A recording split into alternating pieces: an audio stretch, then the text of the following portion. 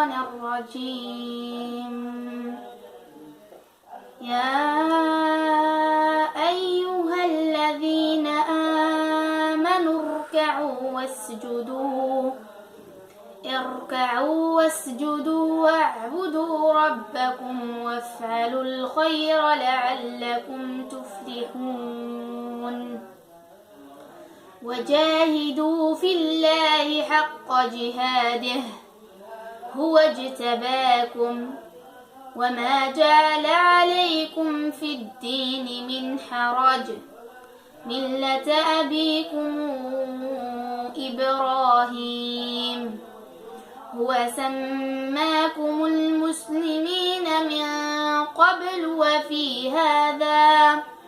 وفي هذا ليكون الرسول شهيدا عليكم وتكونوا شهداء على الناس فأقيموا الصلاة وآتوا الزكاة واعتصموا بالله هو مولاكم فنعم المولى ونعم النصير.